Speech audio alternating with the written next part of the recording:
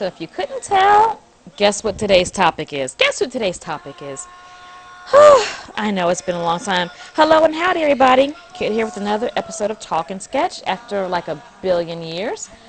And I'm also late with this review because I actually saw The Lion King last week, on this exact day, last week. I had a special a ticket that let us see it a little bit early, and I was told by, or recommended by a few people to just go ahead and do a review about it. So here we are today doing a review on The Lion King, the 2019 version. So something people know about me is that The Lion King is my favorite movie of all time. And by all time, I mean all time. It's just nothing is compares in my book. I could watch it over and over again even now and still not get tired of it. So yeah, when I say all time, I mean all time. And I was actually surprised that it got the negative reviews that it did because I thought it was a great movie. I think that something that people have to remember is that these movies aren't made for any one person to enjoy. They're made for everyone to enjoy. And sometimes we hold them up to an unreasonable expectation. In other words, when I went into the movie, I went in thinking that it was going to be good, that I was going to enjoy it, but I didn't hold it to the same standard that I held the original. I knew it wasn't going to be as good as the original. I didn't go in there pretending or thinking that it was going to be as good as the original because when I saw it as a child, my emotional experience was different. And I knew that was going to be the case with this one as well. So I went in with that what's the word I'm looking for? Preconceived notion, I guess, that it was going to be good, but it wasn't going to be as good as the first one. I was going to go in, enjoy it for what it was, and then, just make my opinion based on that. And walking in with that thought in mind, I really loved it. I thought it was great. So, what was good? I think I should say what's good about it and what's bad about it. What was bad about it? I will say this, the music wasn't as good as the first one. Even though they were more or less the same songs, there was a vibrancy in the original songs that even in now, like if you can hear the music behind me, it's very similar, but there's missing I don't even know, an oomph that the other one had that this one didn't.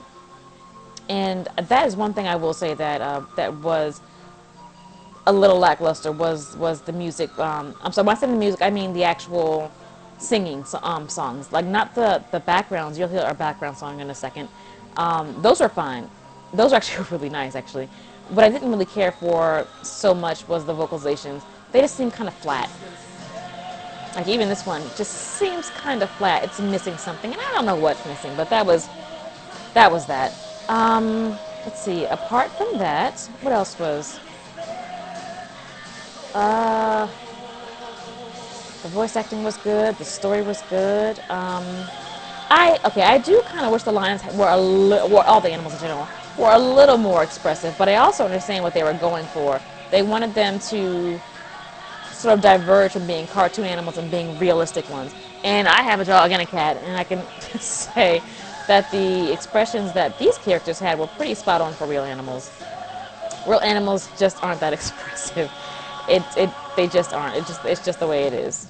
It's just the hand you're dealt, folks. So, but yeah, I do like expression on characters. I like expression on all characters. That's what was my problem with Breath of the Wild, was that Link was so unexpressive, and I loved that character so much, but he didn't have very much expression, so it was kind of sad.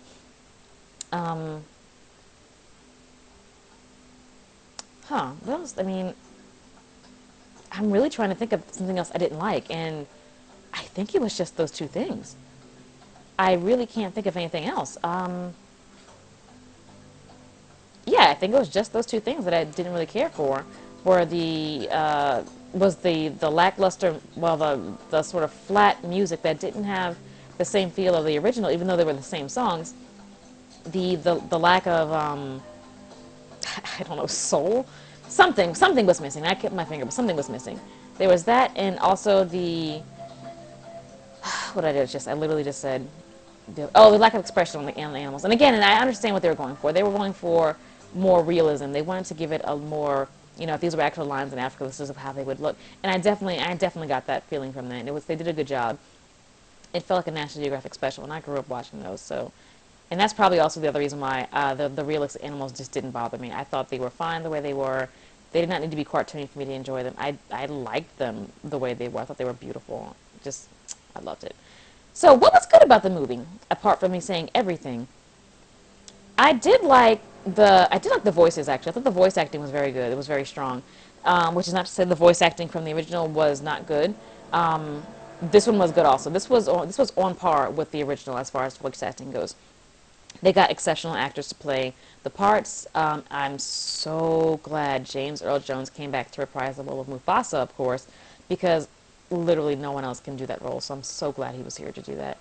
I think there was a meme going around saying, "Thank you, James Earl Jones, for staying alive long enough to fulfill, this role one more time."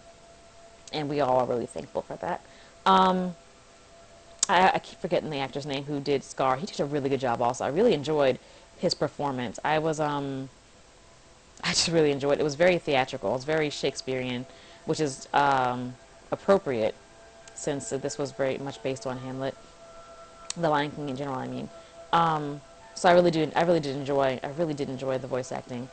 Um, Another thing that I was pleasantly surprised about was I know they had cast Beyonce for the role of Nala. I was not happy with that. I thought, oh my gosh, they've got celebrity because she's a big name and she probably can't act very well and yada yada blah blah. But I said, okay, I'll give her a shot and see how it turns out. She nailed it. I was amazed, but she 100% nailed it. They got the right person for the job. She did a great job.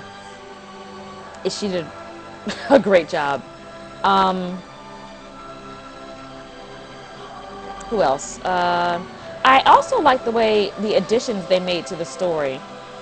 And by that I mean there were a few things. For example, there was the scene with Nala escaping. Oh shoot! I probably shouldn't say. I'm sorry. I don't want to have spoilers. So there were a few things additions they made that really fleshed the characters out quite a bit and gave them a little more depth.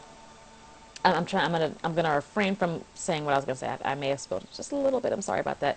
But there were a few things that they really did well, that gave the characters a little more substance and gave the story a little more substance, and I really appreciated that.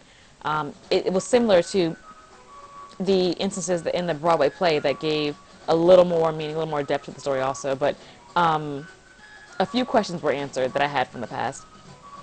And again, I wish I could spill the beans, but I know some people are watching this and haven't seen the movie yet. But I definitely liked the additions they made to the film. I also liked how they sort of brought it back down to earth, for lack of a better way of saying it. Like, okay, for example, people were upset about Scar's song and how it was transformed a bit from the original. And I do understand why people would be upset about that. That was a song that a lot of people probably enjoyed, but there were some changes they had to make for consistency. And then there were some changes they made, there's some changes they made, well, I guess we'll fall under consistency also. In this movie, the hyenas were given more animalistic behaviors, because in the wild, hyenas actually aren't as insipid as they made them in the first movie. They were there for comic relief. They weren't very smart, but in reality, hyenas actually are pretty smart. They're capable hunters. They're very dangerous. They have to use their heads in order to figure things out. So they kind of made them more true to nature, and which would be more sinister, more dangerous, more aggressive, more everything, more competent. So there were a few lines in Scar's song that would not have made sense if they allowed the original song to use the same lyrics. So I understand that, and I was fine with that. What else? There was something else I was gonna say. Well, as a live action film, I thought I actually had to look it up to see if they were using images from location and then adding the CG characters over it. But no, that entire world was entirely CG created, and I thought that was amazing. I mean, I know they've done it before for other movies also, but for some reason I really was a little fooled with this one because I thought a lot of it was real. I also do like the shot-for-shot remake or rendition of the original The Circle of Life. I thought that was beautifully done, and I got really excited. It was a good way to get the audience hyped for lack of a better way of saying it. Um, I realize I'm saying again because I'm trying to draw at the same time. I'm trying to share an opinion. There we go.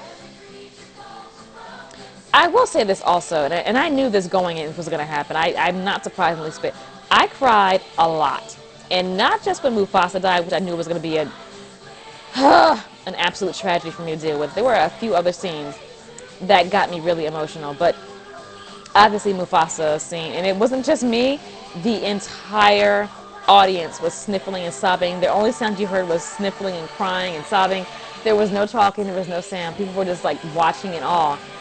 Like, the girl beside me was crying. I had to hand her a tissue, and we just sort of cried together. It was, it was so emotional. I mean, it was just so emotional. It was, God, it was so emotional. I don't even have the words. It was so emotional. And I knew it was going to be, and I thought I was prepared, and speaking of be prepared, I was not. I was very far from it. Uh, yeah, Disney, you got me. Um, Simba's return was very emotional, very powerful. When they met with Nala, that was I like the. I've always liked the "Can You Feel the Love Tonight" song in sequence, even though when I was a kid it made me a little uncomfortable because it was a little steamy. Um, but this one was a little bit was handled quite a bit differently. And since again they were behaving like animals, it was more natural. So it wasn't that I didn't get that uncomfortable feeling that I had when I was a kid. It was just very sweet and very innocent and very adorable. Like you're like, oh, I went to the zoo and I saw the lions there being cuddly and cute, and it was so cute. It was kind of like that. It was kind of one of those moments. So I love that, and I don't think there's really anything else much to say, really. Simba, how you're missing a toe, not the, I mean a finger. Also, I just updated my computer, so everything is going super slow right now, even though I have updated it for the reasons of freeing up space, creating new space, etc., etc. It's going a little slow. But, yeah, I just wanted to give a review. I definitely recommend seeing it, but I definitely really recommend going and seeing it without the expectation without the expectation that it's going to be as good as the original, because it's not. It's good for what it is, and if you just go in there with the intention of, with the thought that I'm going to go there and enjoy it and not hold it to the standard of the original, you'll enjoy it.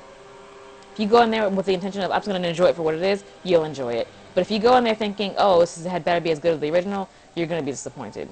So just go in there and just, say I'm going to go there and watch this new version of it and have fun and like it, and you'll be just fine. But yeah, I think the problem that people have is when they hold a recreation of something that they grew up and they loved, and they hold to the same standard as the original. So when doesn't deliver, they are very upset, and they complain and they nitpick and this and that. I am the biggest Lion King fan on the planet. I am. I'm the self-proclaimed number one Lion King fan because I love that movie. But yeah, I definitely didn't go in there thinking that it was going to be as good as, and it's probably because I am such a big fan that I didn't go in there thinking that, oh, it's going to be as good as the first one, and oh, I'm going to have to hold it the same standard. No, I knew it. I knew it wasn't going to be. What happened in the 1994 Lion King was something that I just knew was not going to be able to be recreated with this one or anyone. I don't think it ever, even on the Broadway play. The Broadway play was amazing, but I knew it wasn't going to wow me the same way that the original did, and that's fine. It didn't have to. I just needed to go in there and enjoy it, and I did. So that's all I'm saying with this version of The Lion King. Don't go in there being super critical. Don't go in there thinking that it's going to be as good as the first one. And don't get so upset that they don't like cartoon characters, because that wasn't the vision for this one. This one deliberately wanted them to look like actual lions. So just go in there, just enjoy it, have fun, enjoy a new experience, and just appreciate it for what it is. They put a lot of effort into this, and it shows. So, yeah, just love it for what it is. And I think that's about it. For now, I'm going to color this up, and yeah, and thanks for watching. Until next time, stay positive, keep moving forward, and remember, you're a star, so shine on. Bye!